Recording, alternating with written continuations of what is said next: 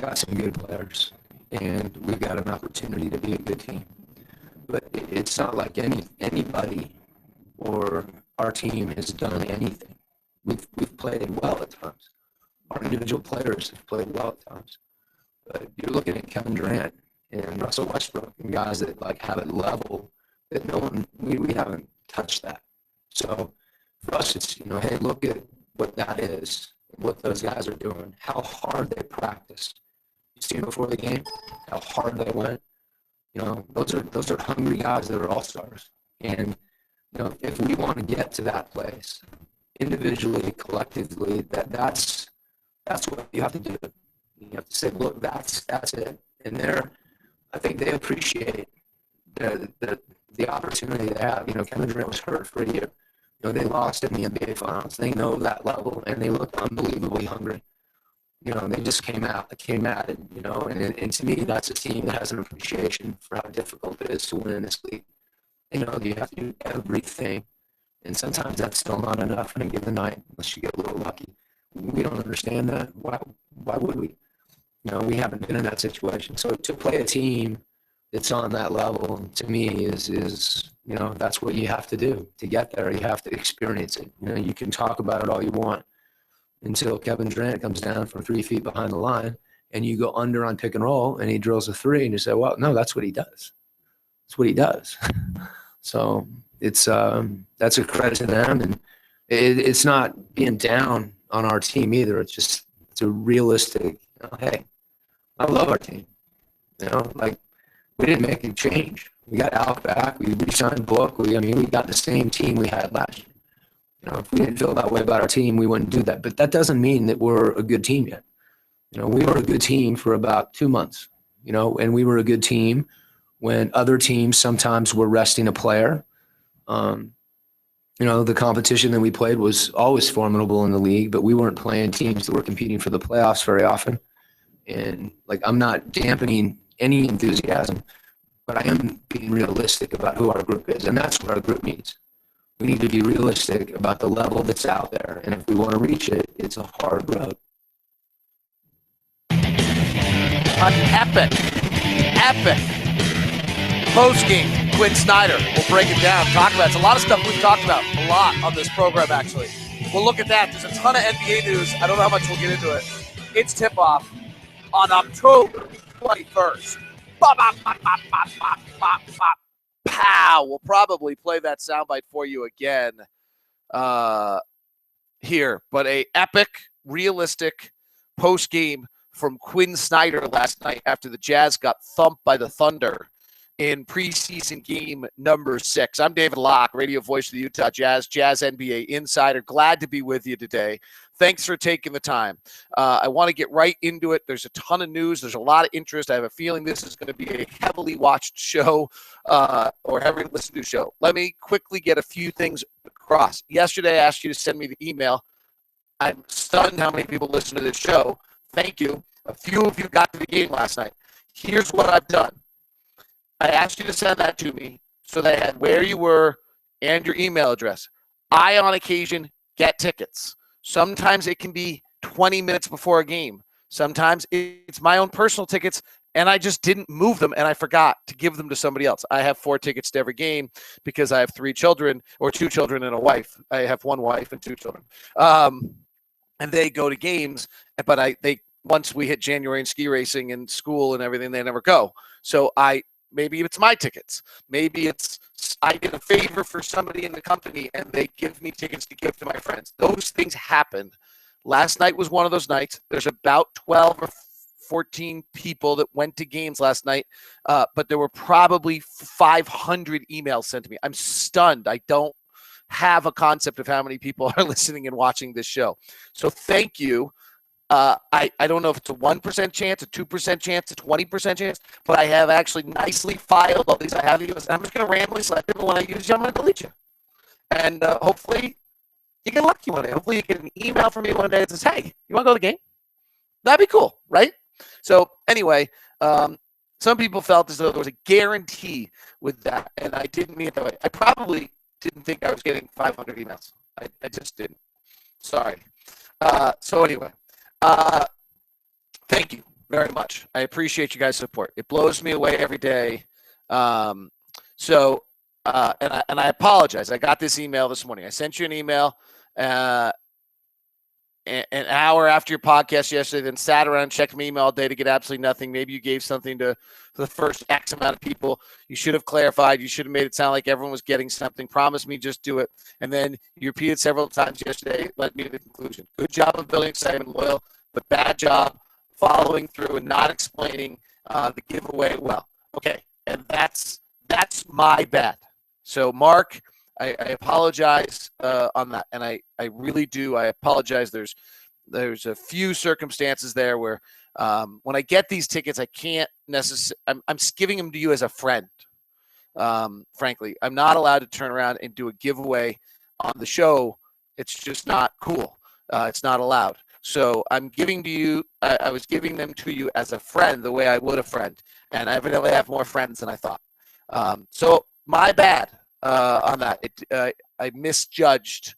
I kind of thought the first 20 people that were listening might send me something, and then I would be able to respond to every single person, and I couldn't. So my bad. It's Mark, everybody else. I sincerely apologize if you felt so I misled you, though. We'll see what happens. Maybe one of these days it'll happen, I guess is what I'm trying to say. Last night, for some people, it happened. My bad. All right. So I feel really crappy about that, to be honest with you. And I'm sorry.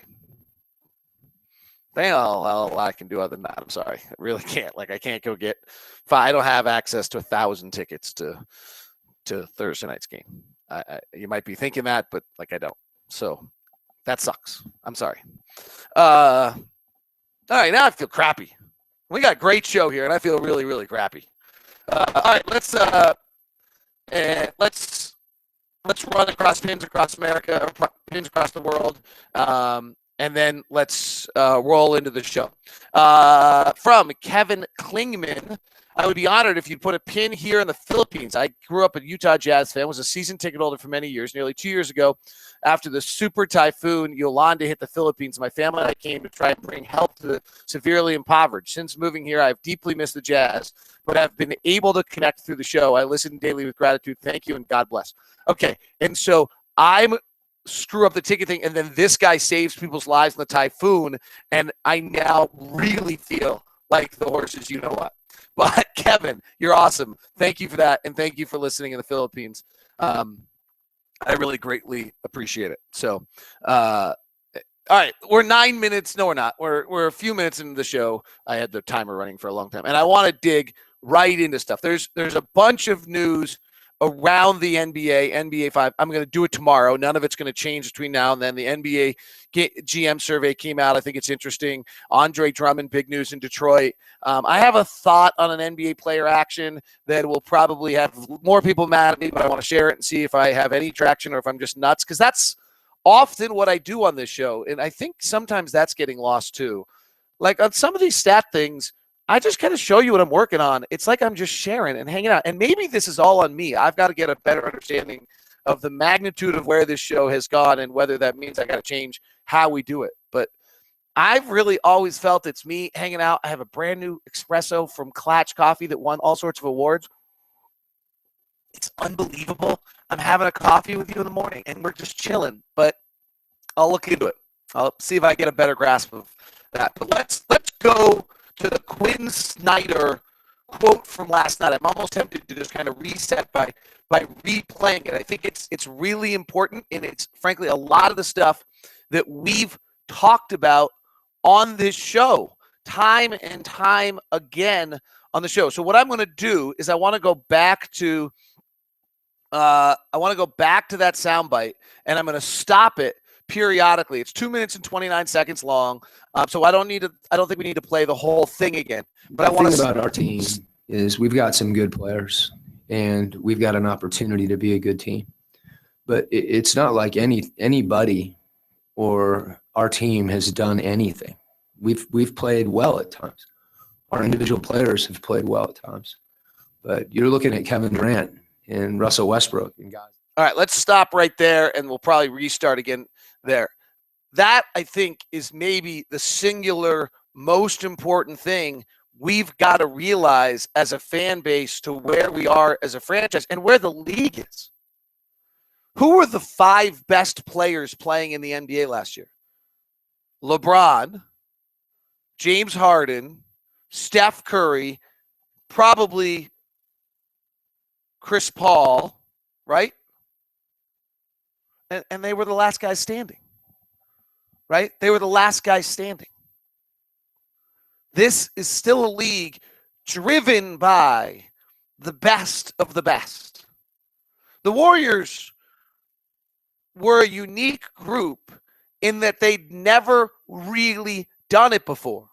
They had a little playoff run with Mark Jackson, and then they suddenly clicked in under Steve Kerr and went bananas, which is allowing a lot of people to think, oh my gosh, we can do this.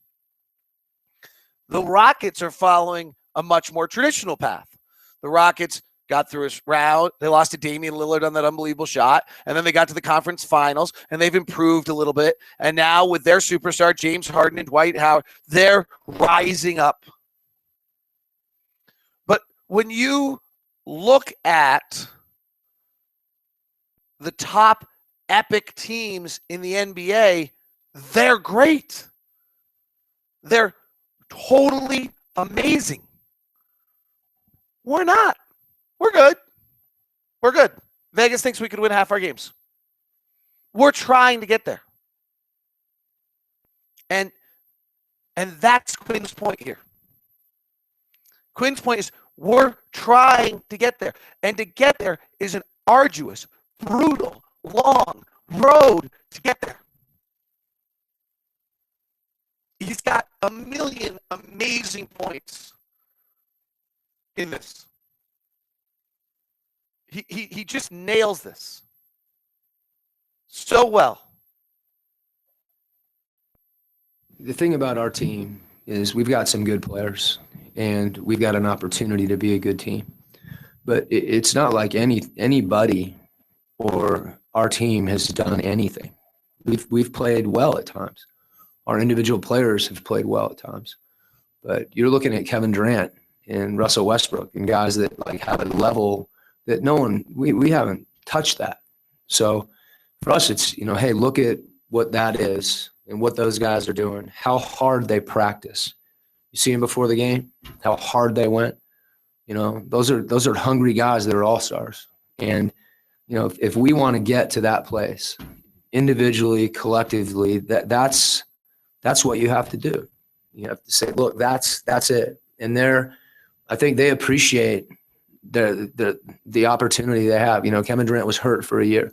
They lost in the NBA Finals. They know that level, and they looked unbelievably hungry. They just came at it. And to me, that's a team that has an appreciation for how difficult it is to win in this league. They know that you have to do everything, and sometimes that's still not enough on a given night unless you get a little lucky. We don't understand that. Why would we?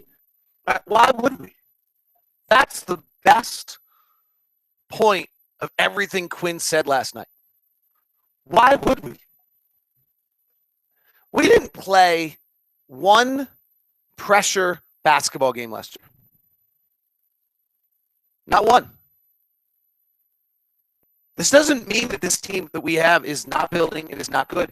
It has an incredibly long way to go. And this was a very intelligent, insightful man with an unbelievable diatribe that shows you how incredible his brain is. Telling us the truth. And it's a great reality check for all of us. And I have tried in this format to touch on some things, but I'm not as smart as Quin, so I haven't put any of them as succinctly as he did. But let's go back to last year. We finished 19-10. We had this epic defense I've talked about a ton of times. How many games had any pressure? 0. Okay? That's not. It just start to put in things that are the pieces of the puzzle of really good teams. How many of those pieces do we have? Now, let me rephrase that. How many of them have we experienced? This is not a comment about our players or our talent. Quin gets this. I love our team, he says. But this team hasn't done anything yet. This team hasn't experienced the puzzle pieces, the stepping stones, the stair step that you have to take. The Thunder are playing scared to death. And that's the word around the league. I said it on Snapchat yesterday. I tweeted it yesterday before the game started. They're talking to 3-4 scouts around the league. I asked them what they've noticed. The Thunder are focused. That's the word around the league. And boy, are they ever. Why? They're scared to death. They've been to an NBA Finals. They were young. They tasted it. They thought they'd be there every year. They have been crippled by Ibaka, Westbrook, Durant injuries. And they are 12 months. Actually, they are 9 months away from it possibly being over. This could be their last stand. Durant leaves. It's over for this group. Durant's going to go to Westbrook and ask Westbrook, are you staying? And when Westbrook says, I don't know, Durant's gone. They're at a totally different level, and they looked it. They're great, too. They arguably have 3 players better than any player we have. So there's a talent game going on here, too, that we need to be. But when they've had Durant, Westbrook, and Ibaka, they've won 72% of their games. And they're playing scared to death. They've been invigorated by a new coach, and they're playing with a pizzazz and a focus that's incredible. Russell Westbrook's evolution from the maniac out there last year, playing like the Tasmanian devil with no regard to anything, to the guy I saw last night. Oh my gosh, he was great. And in control. And picking spots right. And 20 points, 10 rebounds, and 10 assists in a preseason game. And Durant is silky smooth. And Ibaka's interesting the way they're using him. But they're playing scared. Why would we, the Utah Jazz, know what that? We wouldn't. Right now, everything's rosy. Played a bunch of non-pressure games at the end of the year. Got really good. Now it's going to be good. And we haven't had our ass handed to us yet to find out that it's really, really hard. That even when you're really, really good, it's really, really hard. That hasn't happened yet. That's one of the steps. Houston got their heart ripped out of them by Damian Lillard. What was their answer? Their answer was to fight, get better, and become the number 2 team in the West in the Western Conference Finals last year. Now they've had a tie loss, and they might be great. They've done this. Interesting contrast. Portland, things got tough, and LaMarcus Aldridge ran. We learned a lot about LaMarcus, right?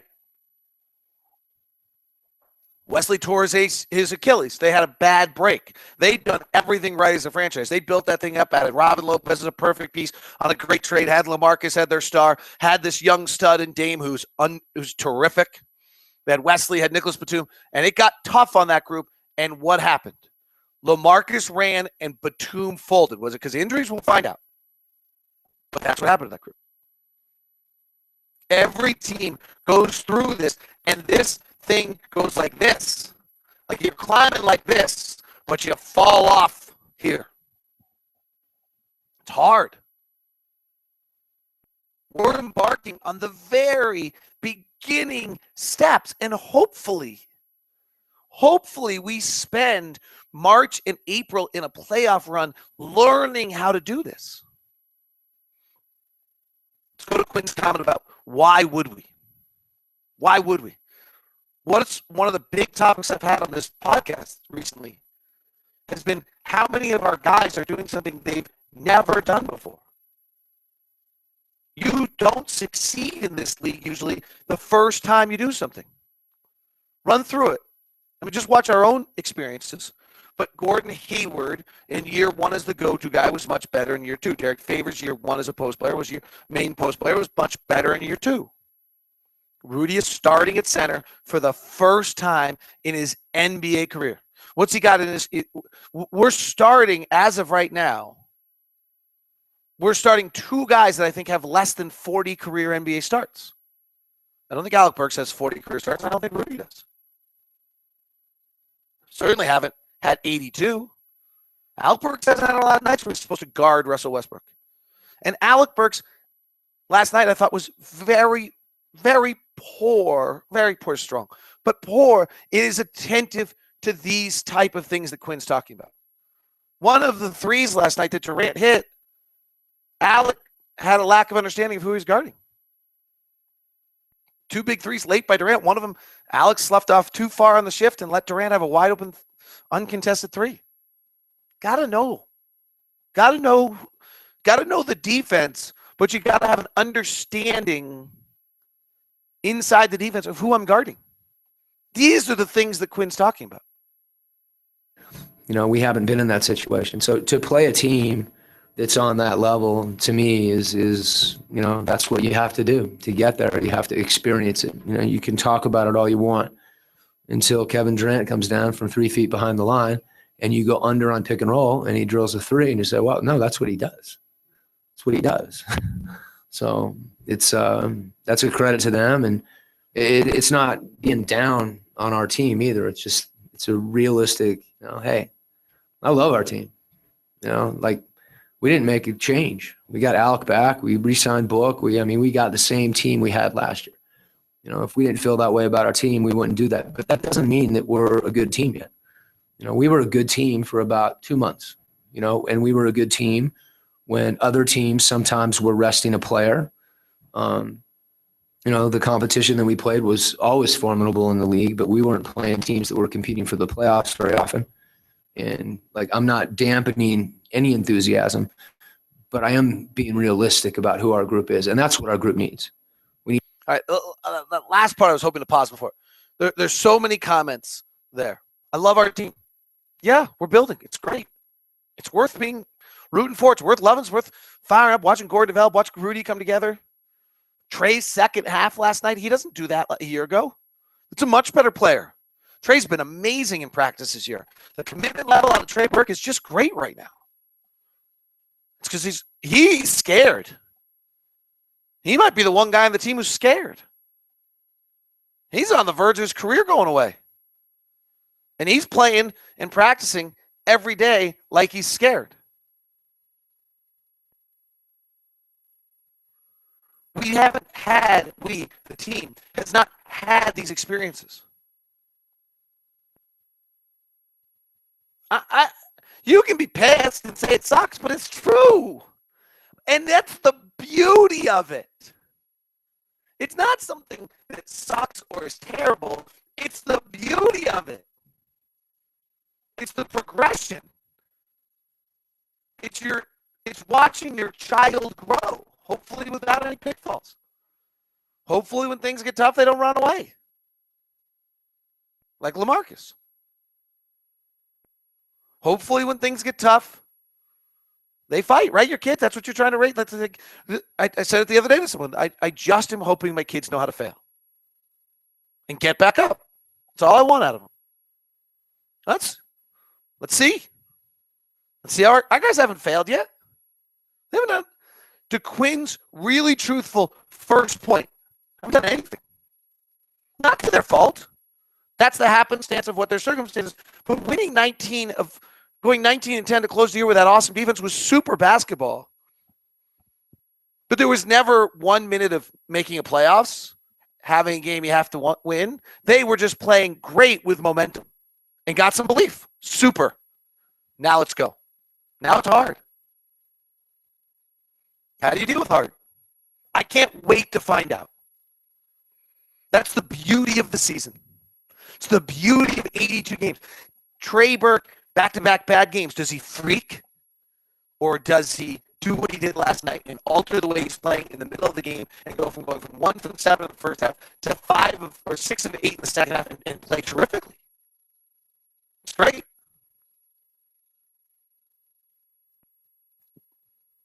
It's super to watch. Alec Burks. There has never been an NBA team that has played well with Alec Burks on the floor yet. Okay? Fact. Now let's dig deeper in the facts. Well, played on some not very good Jazz teams early on, right? But if you go look at Alex plus minus numbers for most of his career, there was a bench unit that played well for a while. His plus minus have not been very good. Was it Ennis's fault? Maybe. Was it young guy's fault? Maybe.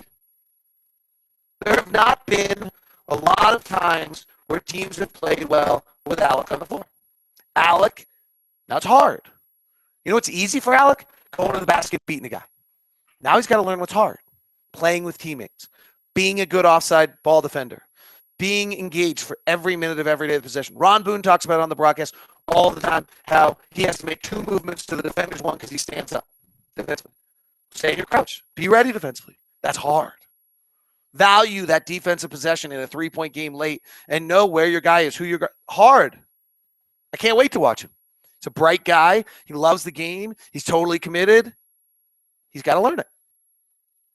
Alec Burks has probably played. How many NBA games has Alec Burks played that meant something? Right? That had ramifications bigger than pride on that given night. Not many. Gordon Hayward, evolving as a leader. When it gets tough, how does he react?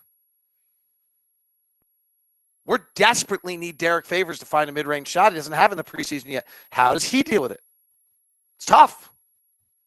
Because these guys are now playing games where the losses sting. More than they did before. Not to say they didn't sting before, but there's a point in the process where when you lose the 24th time in 40 games or the 26th game in 40, they don't sting as much. You're pissed, but they don't sting.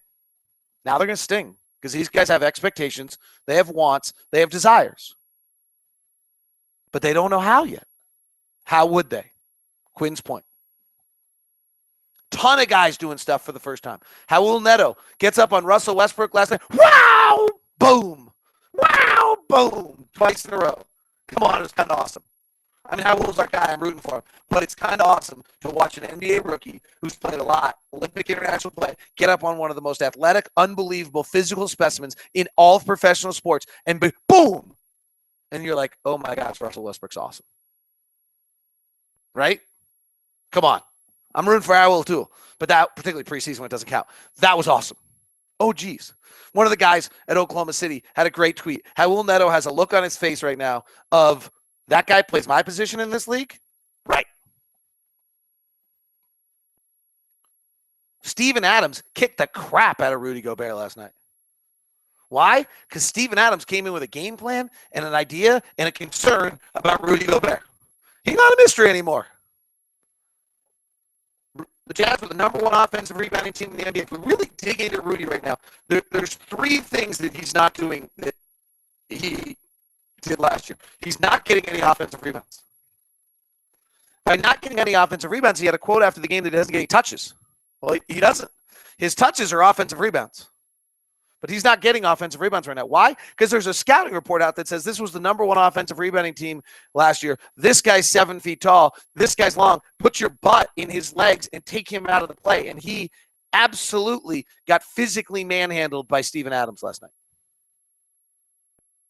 Why? Because he's in the scouting report. I don't know who the last 29 teams we played were last year, but I'll bet if we start looking through it, maybe there weren't a lot of Steven Adams. There aren't a lot of Steven Adams in this league. He's huge.